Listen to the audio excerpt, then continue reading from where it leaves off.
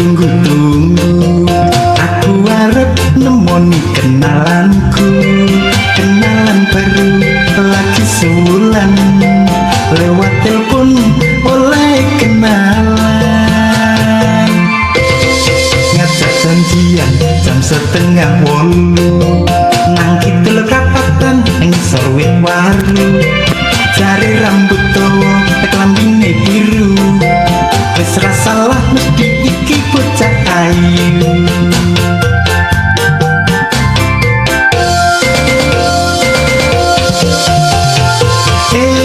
Seneng hatiku, wis ora sabar pengen ketemu karo cahayu sing wis nunggu-nunggu, aku gemeter dadi jantungku.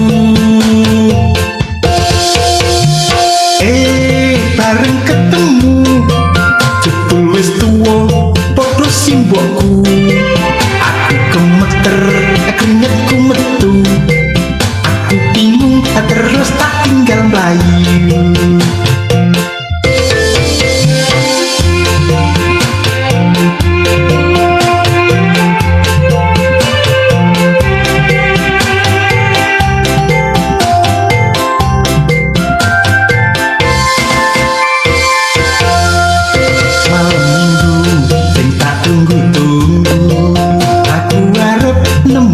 Kenalanku, kenalan baru lagi sebulan, lewat telepon oleh kenalan, ngajak janjian jam 7:30, nang kidul prapatan ngisor wit waru, jare rambut dawa klambine biru, wis ora salah mesti iki bocah ayu.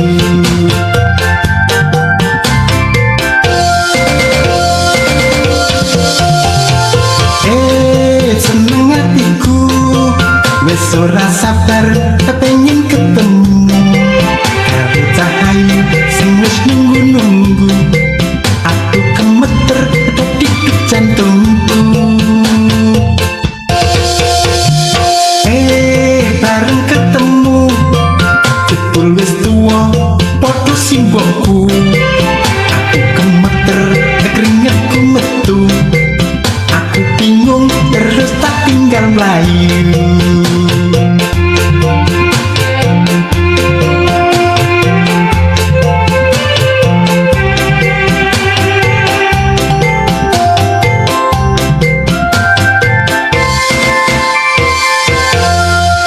Malam minggu sing tak tunggu-tunggu, aku harap nemoni kenalanku, kenalan baru lagi sebulan, lewat telepon oleh kenalan, ngajak janjian jam 7:30, nang kidul kapatan ngisor wit waru, jari rambut dawa klambine biru, wis ra salah mesti iki bocah ayu.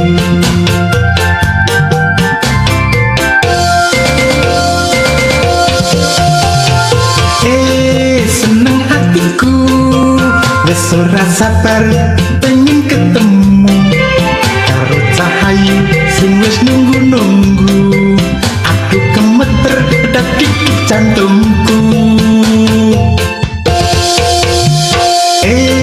Bareng ketemu jebul wis tuwa padha simbokku, aku gemeter keringetku metu, aku bingung terus tak tinggal mlayu.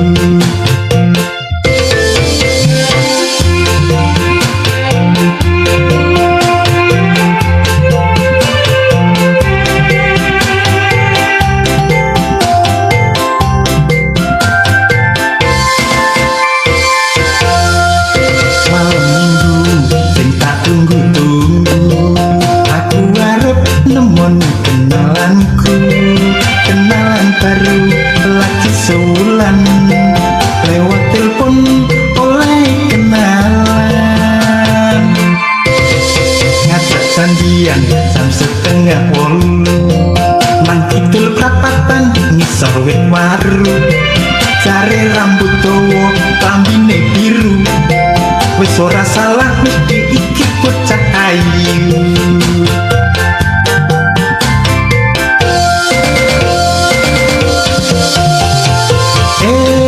seneng hatiku wis ora sabar kepengin ketemu karo cahayu sing wis nunggu-nunggu aku gemeter dadi jantungku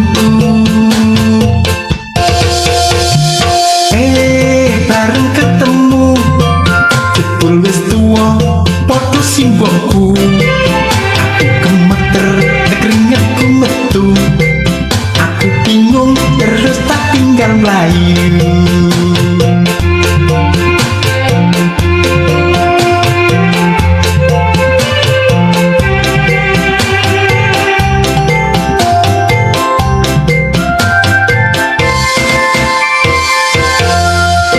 malam minggu sing tak tunggu-tunggu aku arep nemoni kenalanku kenalan baru lagi sebulan lewat telepon oleh kenalan ngajak janjian jam 7:30 nang kidul kapatan ing sawit waru jare rambut dawa klambine biru wis ra salah mesti iki bocah ayu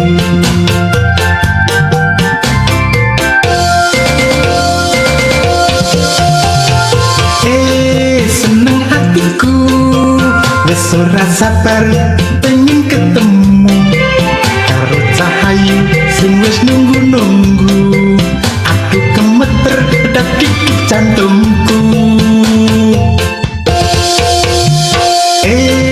bareng ketemu jebul wis tuwa padha simbokku aku gemeter keringetku metu aku bingung terus tak tinggal melayu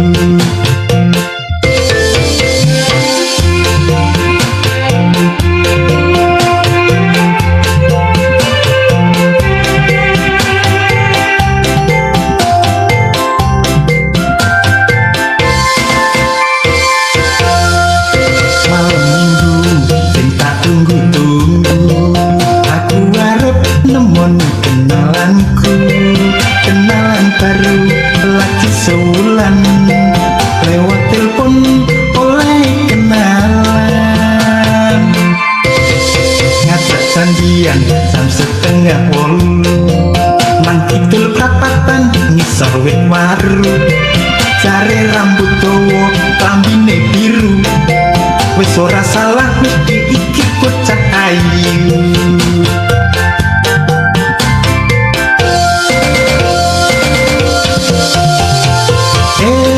seneng hatiku wis ora sabar kepengin ketemu karo cahayu sing wis nunggu-nunggu aku gemeter dadi jantungku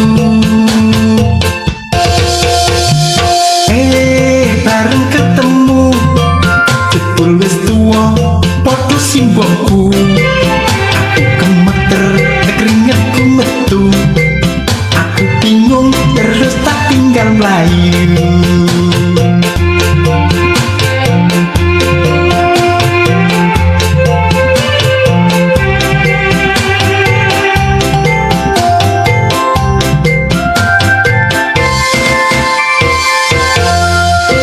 malam minggu sing tak tunggu-tunggu aku arep nemoni kenalanku kenalan baru lagi sebulan lewat telepon oleh kenalan ngajak janjian jam 7:30 nang kidul kapatan ing sawit waru jare rambut dawa klambine biru wis ra salah mesti iki bocah ayu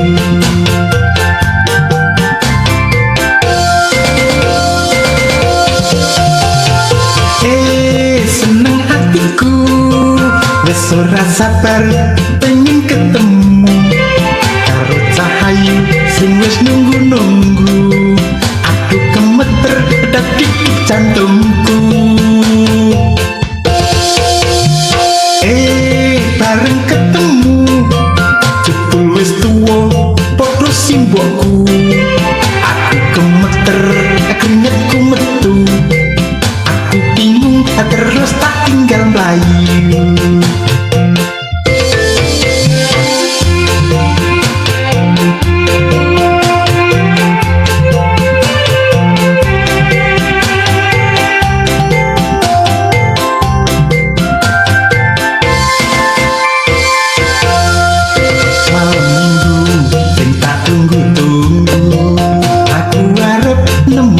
kenalanku, kenalan baru lagi sewulan, lewat telepon oleh kenalan. Ngajak janjian jam 7:30 nang kidul prapatan ngisor wit waru. Jare rambut dawa klambine biru, wis ora salah mesti iki bocah ayu.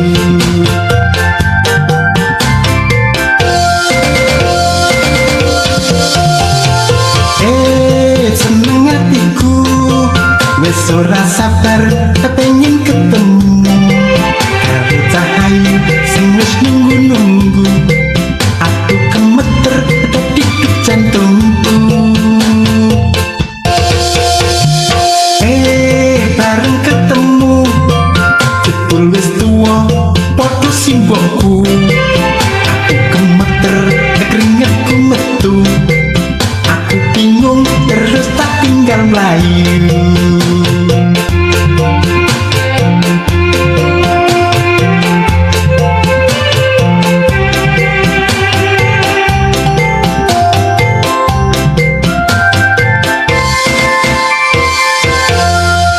Malam minggu sing tak tunggu-tunggu, aku arep nemoni kenalanku, kenalan baru lagi sewulan, lewat telepon oleh kenalan. Ngajak janjian jam 7:30 nang kidul prapatan ngisor wit waru.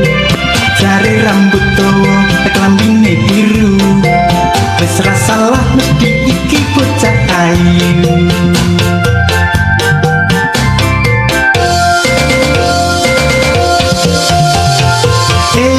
Seneng hatiku, wis ora sabar pengen ketemu karo cahayu sing wis nunggu-nunggu.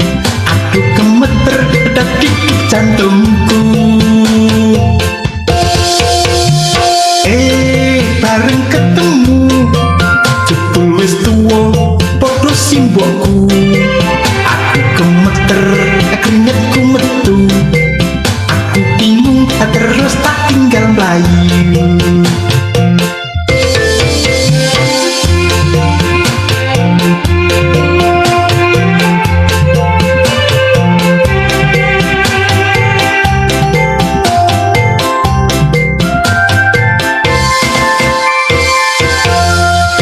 Malam minggu sing tak tunggu-tunggu, aku arep nemoni kenalanku, kenalan baru lagi sewulan, lewat telepon oleh kenalan.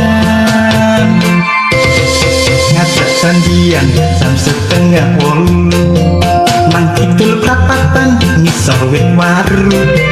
Jare rambut dawa klambine biru, wis ora salah mesti iki bocah ayu.